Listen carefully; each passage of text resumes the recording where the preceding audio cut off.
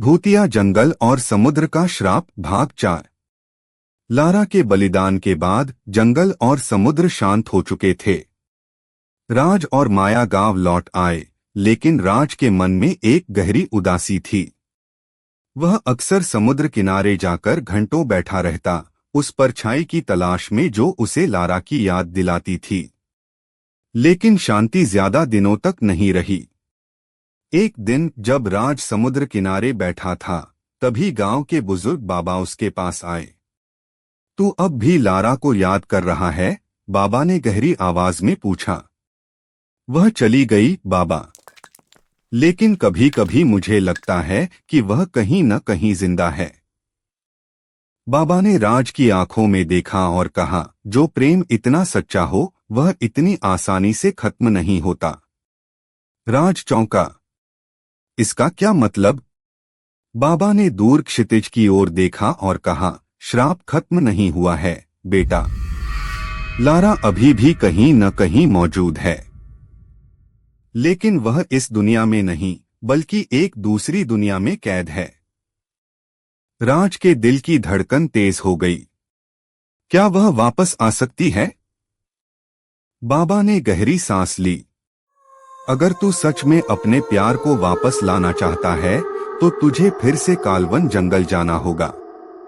वहां समुद्र के गहरे हिस्से में एक गुप्त द्वार है जो दो दुनियाओं को जोड़ता है, जीवितों की दुनिया और परछाइयों की दुनिया।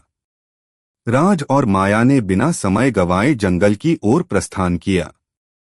इस बार जंगल पहले से भी ज्यादा शांत था, जैसे वह किसी तूफान के आने से पहले की शांति हो। चलते चलते वे समुद्र के किनारे पहुंचे जहां लारा ने बलिदान दिया था। तो यही वह जगह है, माया ने कहा। राज ने चारों ओर देखा और फिर समुद्र की लहरों की ओर बढ़ा। राज भागकर उसकी ओर बढ़ा, लेकिन जैसे ही उसने उसे छूने की कोशिश की, उसका हाथ उसके आर पार चला गया। तुम यहाँ क्या कर रहे हो? लारा की आंखों में आंसू थे। मैं तुम्हें वापस लेने आया हूँ, राज ने कहा। लारा ने सिर हिलाया। नहीं राज, तुम यहाँ ज्यादा देर नहीं रह सकते। यह जगह जीवित लोगों के लिए नहीं है। लेकिन मैं तुम्हें छोड़कर नहीं जा सकता। तभी हवा में एक जोर की गूंज हुई और चारों ओर अंधेरा घना होने लगा। अचानक अंधेरे में से एक विशाल आकृति निकली। यह परछाइयों का राजा था जो इस दुनिया पर राज करता था। यह लड़की अब मेरी दुनिया का हिस्सा है, राजा की गूंजती आवाज आई। कोई भी इसे यहां से नहीं ले जा सकता। राज ने गहरी सांस ली। मैं इसे वापस ले जाऊंगा। राज की इस बात पर परछाइयों का राजा हंसा। अगर तुझे इसे वापस ले जाना है तो तुझे एक परीक्षा देनी होगी। क्या परीक्षा? तुझे अपने सबसे प्रिय व्यक्ति की याद छोड़नी होगी। अगर तू यह कर सकता है तो मैं इसे जाने दूंगा। लेकिन अगर तू असफल हुआ तो तू भी हमेशा के लिए मेरी दुनिया में रहेगा। राज का दिल तेजी से धड़कने लगा। लारा ने उसे रोका। राज, तुम ऐसा मत करो। अगर तुमने मेरी यादें खो दी तो हमारा प्यार भी खत्म हो जाएगा। राज की आंखों में आंसू थे। लेकिन अगर मैं तुम्हें वापस नहीं लाता तो मैं वैसे भी अधूरा रहूंगा। राज ने गहरी सांस ली और राजा की शर्त मान ली। तभी राजा ने अपना हाथ उठाया और एक अजीब सी रोशनी राज के सिर के ऊपर मंडराने लगी। राज को धीरे धीरे महसूस होने लगा कि उसकी यादें धुंधली हो रही हैं। लारा के साथ बिताए गए पल, उनकी हंसी, उनका प्यार, सब कुछ धीरे धीरे मिटने लगा। लारा रो पड़ी। राज, मत करो। लेकिन राज ने उसकी ओर देखकर हल्की मुस्कान दी।